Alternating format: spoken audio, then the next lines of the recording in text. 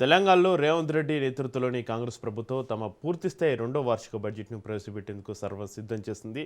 2026-27 ఆర్థిక సంవత్సరానికి సంబంధించి రాష్ట్ర ఆర్థిక శాఖ కసరత్తు పూర్తి చేసి తుది ప్రతిపాదనను సిద్ధం చేసింది.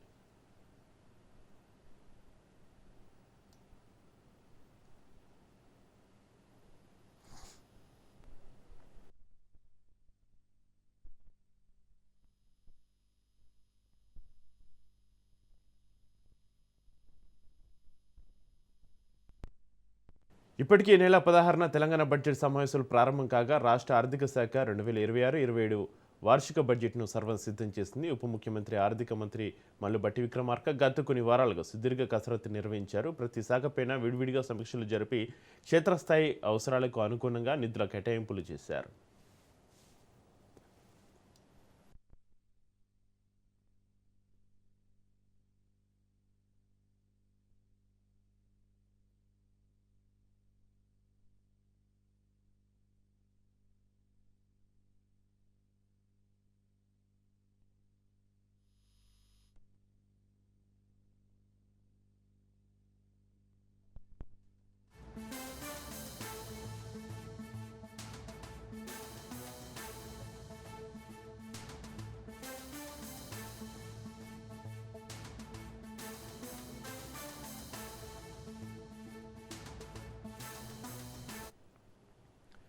ఈ సమీక్షా సమావేశంలో మంత్రులు, ఉన్నతాధికారులు పాల్గొని తమ శాఖల ప్రాధాన్యతలను వివరించారు. ముఖ్యంగా కాంగ్రెస్ ప్రభుత్వం ప్రజలకు ఇచ్చిన అభయహస్తం 6 గ్యారెంటీలు ఇప్పటికే అమలు అవుతున్న పథకాలతో పాటు ఇంకా అమలు కావాల్సిన హామీలకు ఈ బడ్జెట్లో సింహభాగం నిధులు కేటాయించినట్లుగా తెలుస్తుంది. సంక్షేమమే ఊపిరిగా, అభివృద్ధి లక్ష్యంగా ఈ పద్ధతులు సిద్ధమయ్యాయి.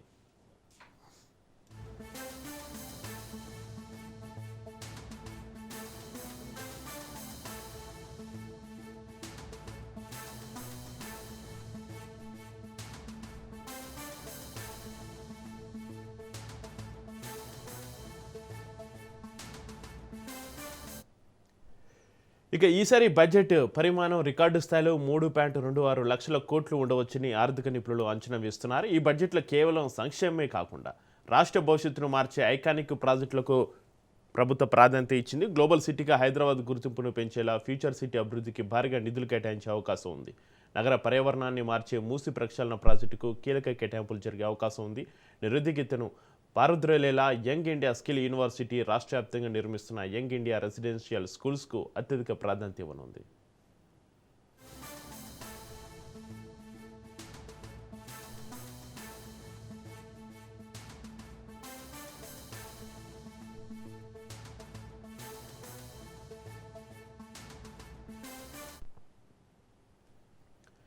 ముఖ్యమంత్రి రేవంత్ రెడ్డి నేతృత్వంలోని కేబినెట్ సమావేశం ఇవాళ జరగనుంది. ఈ సమావేశంలో బడ్జెట్ ప్రతిపాదనలకు మంత్రుల మండలి అధికారికంగా ఆమోదం తెలపనుంది. అనంతరం ఆర్థిక మంత్రి భట్టి విక్రమార్క శాసనసభలో బడ్జెట్ను ప్రవేశపెట్టనున్నారు. గత ప్రభుత్వాల కంటే భిన్నంగా వాస్తవిక దృక్పథంతో కూడిన ప్రగతిశీల బడ్జెట్ను ప్రజల ముందుకు తీసుకురావాలని సర్కార్ భావిస్తుంది.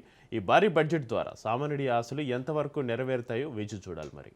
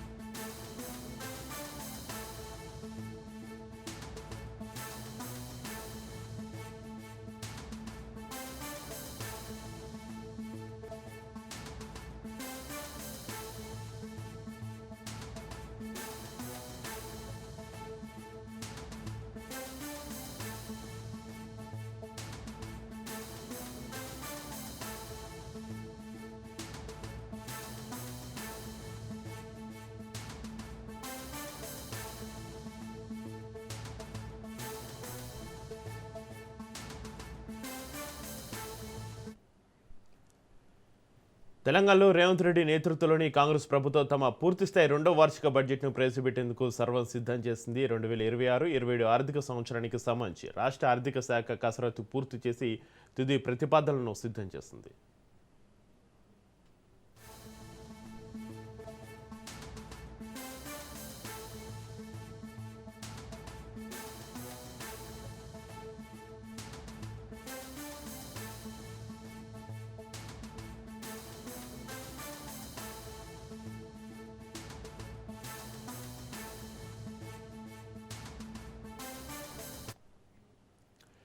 ఇప్పటికీ ఈ నెల 16న తెలంగాణ బడ్జెట్ సమావేశాలు ప్రారంభం కాగా రాష్ట్ర ఆర్థిక శాఖ 2026-27 వార్షిక బడ్జెట్ను సర్వం సిద్ధం చేసింది.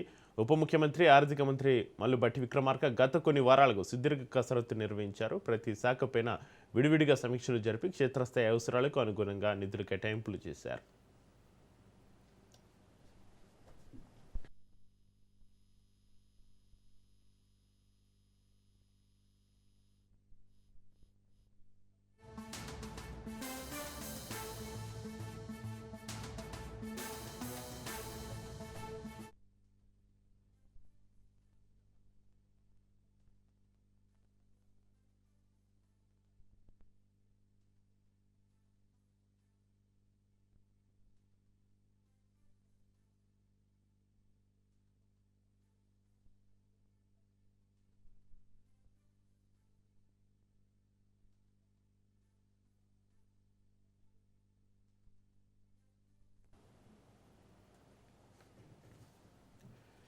తెలంగాణలో రేవంత్ రెడ్డి నేతృత్వంలోని కాంగ్రెస్ ప్రభుత్వం తమ పూర్తిస్థాయి రెండో వార్షిక బడ్జెట్ను ప్రవేశపెట్టేందుకు సర్వం సిద్ధం చేస్తుంది. 2026-27 ఆర్థిక సంవత్సరానికి సంబంధించి రాష్ట్ర ఆర్థిక శాఖ కసరత్తు పూర్తి చేసి తుది ప్రతిపాదనలను సిద్ధం చేస్తుంది.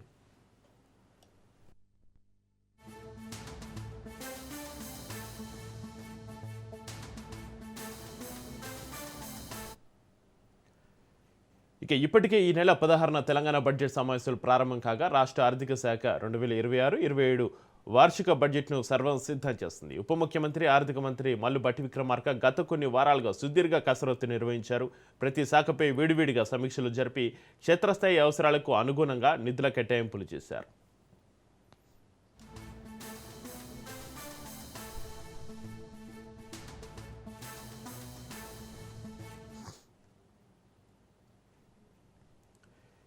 ఈ సమీక్ష సమావేశంలో మంత్రులు ఉన్నతాధికారులు పాల్గొని తమ శాఖల ప్రాధాన్యతలను వివరించారు. ముఖ్యంగా కాంగ్రెస్ ప్రభుత్వం ప్రజలకు ఇచ్చిన అభయహస్తం 6 గ్యారెంటీలు ఇప్పటికీ అమలు అవుతున్న పథకాలతో పాటు ఇంకా అమలు కావాల్సిన హామీలకు ఈ బడ్జెట్లో సింహభాగం నిధులు కేటాయించినట్లుగా తెలుస్తుంది.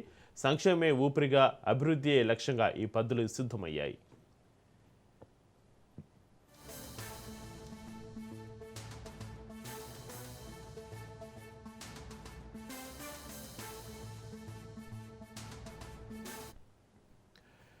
ఈసారి బడ్జెట్ పరిమాణం రికార్డు స్థాయిలో 3.26 లక్షల కోట్లు ఉండవచ్చిన ఆర్థిక నిపుణులు అంచనా వేస్తున్నారు. ఈ బడ్జెట్లో కేవలం సంక్షేమమే కాకుండా రాష్ట్ర భవిష్యత్తును మార్చే ఐకానిక్ ప్రాజెక్టులకు ప్రభుత్వ ప్రాధాన్యత ఇచ్చింది. గ్లోబల్ సిటీగా హైదరాబాద్ గుర్తింపును పెంచేలా ఫ్యూచర్ సిటీ అభివృద్ధికి భారీగా నిధులు కేటాయించే అవకాశం ఉంది.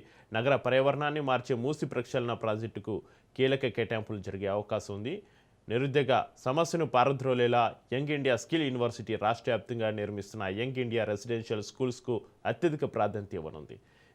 ముఖ్యమంత్రి రేవంత్ రెడ్డి నేతృత్వంలోని కేబినెట్ సమావేశం ఇవాళ జరగనుంది. ఈ సమావేశంలో బడ్జెట్ ప్రతిపాదనలకు మంత్రుల మండలి అధికారికంగా ఆమోదం తెలపనుంది. అనంతరం ఆర్థిక మంత్రి భట్టి విక్రమార్క శాసనసభలో బడ్జెట్ను ప్రవేశపెట్టనున్నారు. గత ప్రభుత్వాల కంటే భిన్నంగా వాస్తవిక దృక్పథంతో కూడిన ప్రగతిశీల బడ్జెట్ను ప్రజల ముందుకు తీసుకురావాలని సర్కారు భావిస్తోంది.